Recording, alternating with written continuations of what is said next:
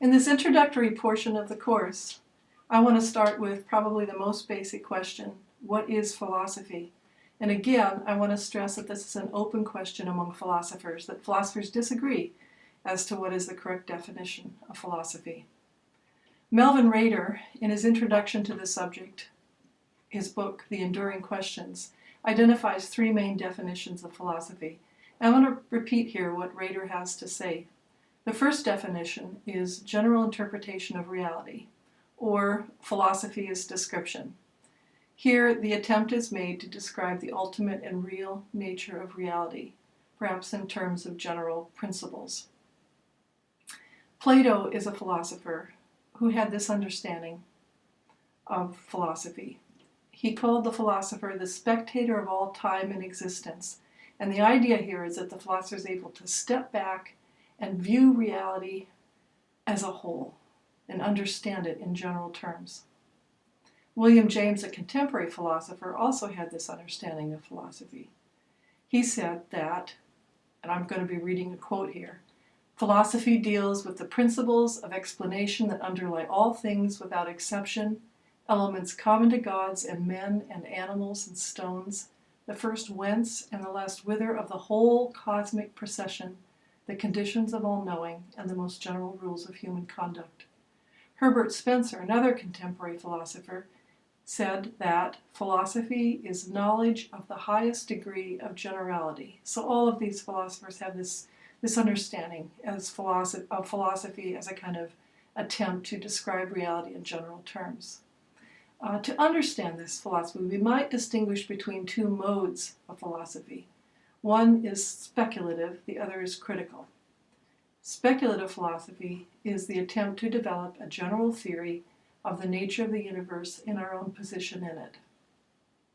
The first definition that we've just talked about, philosophy as general interpretation of reality, would take most philosophy to be speculative in nature. Another type of philosophy is critical philosophy, and whereas speculative philosophy is building up, critical philosophy is breaking down. Critical philosophy, the attempt to break things down to their most basic components to analyze reality or to analyze experience.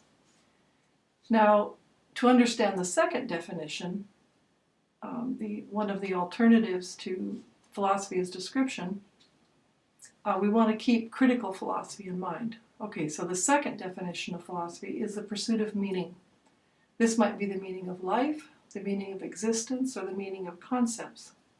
For example, Socrates would frequently attempt to understand the meaning of concepts such as knowledge, justice, piety, friendship, or love. If this was the definition of philosophy that you accepted, then you would think of most philosophy as being critical or analytic philosophy. Moritz Schlick accepted this second definition of philosophy. He said this: "Socrates' philosophy consists of what we may call the pursuit of meaning. He tried to clarify thought by analyzing the meaning of our expressions and the real sense of our propositions." And then he goes on to say that this definition, that is the pursuit of meaning, helps us distinguish between philosophy and science. Again, going on, he says this: "Here then we find a definite contrast between this philosophic method, which has for its object the discovery of meaning, and the method of the sciences, which have for their object the discovery of truth. Science should be defined as the pursuit of truth, and philosophy as the pursuit of meaning. Socrates has set the example of the true philosophical method for all time." Some would fault this definition as being too broad. They would say scientists are also pursuing meaning.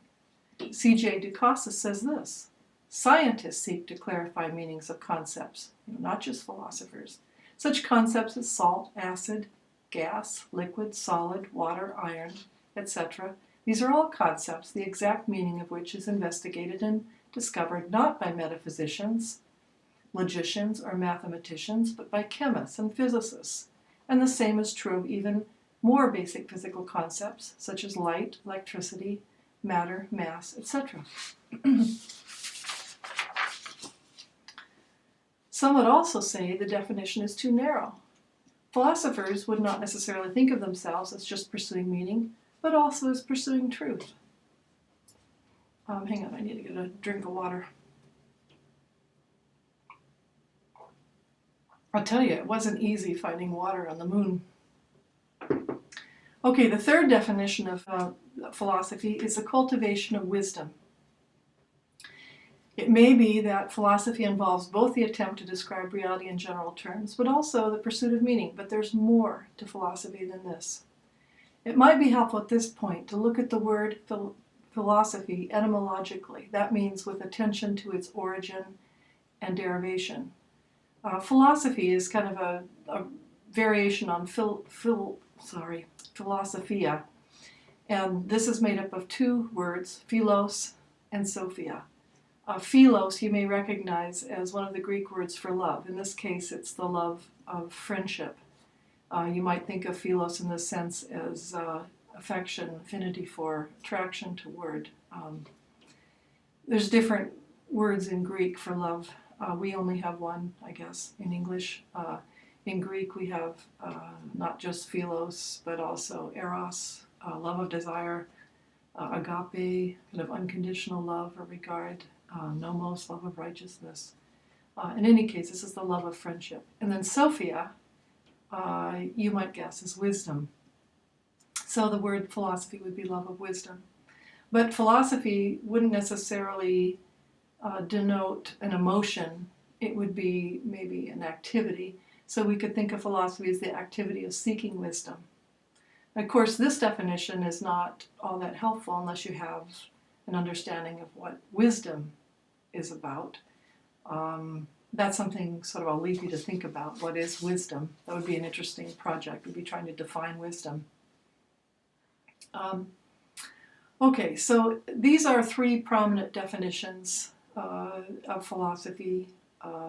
Philosophy is description, philosophy is the pursuit of meaning, philosophy is the cultivation of wisdom. But I'm going to leave you with a working definition, and this is going to sound kind of familiar to you. It's very much like the definition that Russell offered in the essay that you read for Thursday, The Value of Philosophy. So here it is. Philosophy is an effort to give unity to the human arts and sciences, or maybe we could say the effort to give unity to human experience by a critical examination of the grounds of our meanings, values, and beliefs. I want you to note critical here. When I talk about a critical examination, I'm kind of using this in a different sense than when I talked about critical philosophy, as analytic philosophy. Here, we can think of critical as meaning exercising careful judgment, okay? Of the grounds, okay, so it's exercising critical judgment or careful judgment on the grounds of our meanings, values, and beliefs. Grounds is a sort of an important philosophical idea. It's the idea of examining the foundations, right, of the things that we hold as true, our beliefs, things that we think are valuable, and also our sort of basic meanings, understandings of things. So, okay, I'll say it one more time. Philosophy is an effort to give unity to the human arts and sciences or to human experience by a critical examination of the grounds of our meanings, values, and beliefs.